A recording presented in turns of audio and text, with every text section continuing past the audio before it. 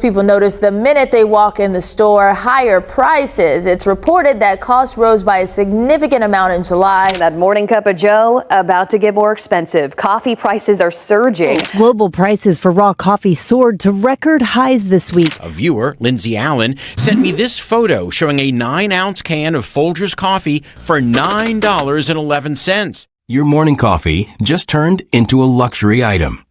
The cup you grab at Walmart now costs nearly double. Days after Trump's new tariffs on imported coffee took effect, prices for 6 of Walmart's top-selling brands skyrocketed. Shoppers are stunned, and Walmart can't do much to stop it. But how did tariffs push prices this high, this fast? Which brands are taking the biggest hit? And will your favorite coffee even survive on Walmart shelves? Most importantly, how much longer before your daily ritual becomes unaffordable? Let's break it down in today's video. Note, this video is an independent analysis based on public sources. It does not represent any organization or political stance. We encourage you to think critically and share your thoughts in the comments. Folgers Classic Roast. For years, Folgers Classic Roast has been one of Walmart's most popular brands. But starting in August 2025, its price nearly doubled compared to last year. The hikes came gradually. So many shoppers only noticed when their monthly coffee bill spiked.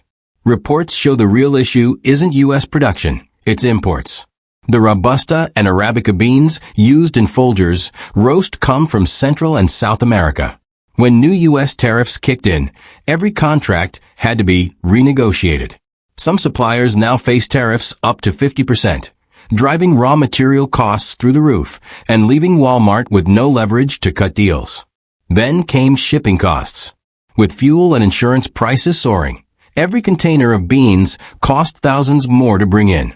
Given Folgers' high sales volume, those costs hit Walmart shelves almost immediately. By early August, surveys showed 40% of Walmart coffee shoppers notice a spike. Older customers especially fear this is the new normal. Many are switching to cheaper instant brands, even if it means sacrificing taste. If this continues, Folgers risks losing the loyal base it's relied on for decades. Meanwhile, Walmart's higher prices could give competitors an opening to swoop in with cheaper alternatives. Financial analysts warn this is only the beginning. If tariffs are already reshaping something as basic as coffee, how long before other essentials follow? Dunkin Original Blend. Dunkin's Original Blend has always been a favorite, a middle ground option between store brands and Starbucks. But now, prices have nearly doubled in just 2 months, putting it in Starbucks territory. Why? Because Dunkin relies heavily on 100% Arabica beans from Central and South America, directly hit by tariffs. Unlike other brands that mix in cheaper beans, Dunkin refuses to compromise on flavor.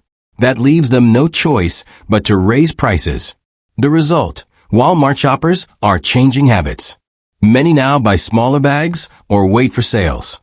Sales of 24 ounces and 36 ounces packs have dropped, while 12 ounces packs climb.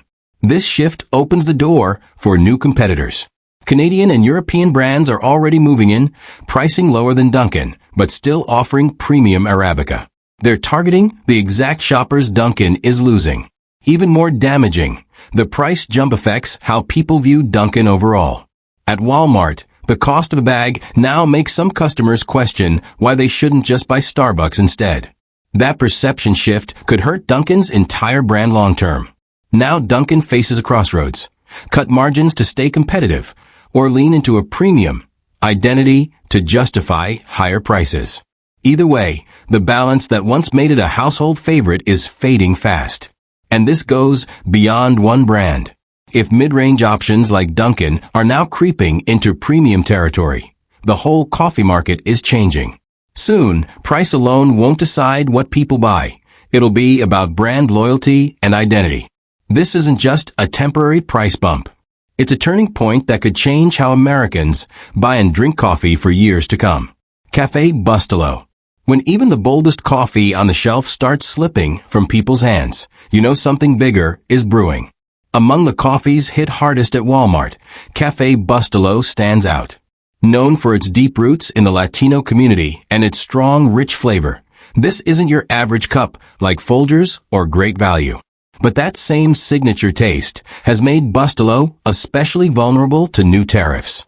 Most of its Robusta and dark roasted Arabica beans come from the Caribbean and South America, regions now facing steep import taxes.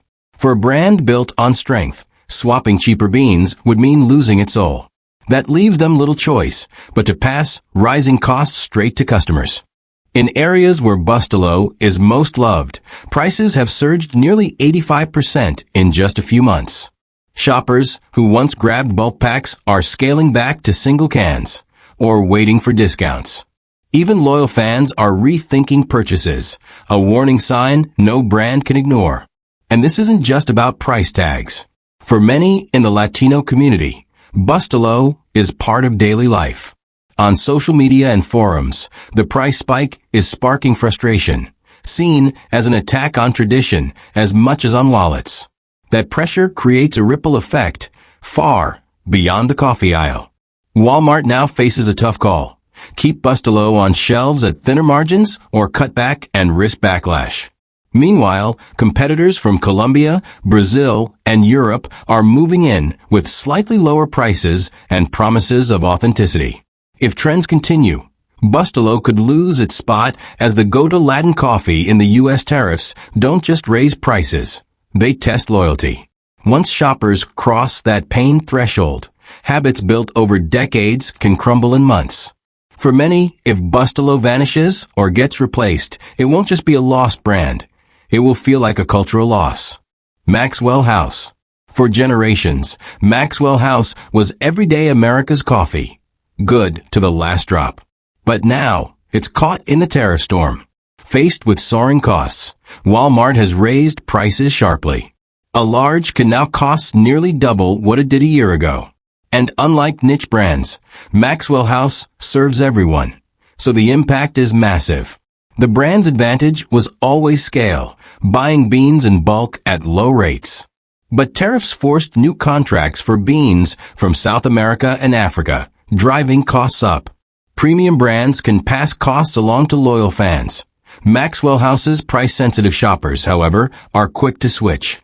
Buying habits are shifting fast.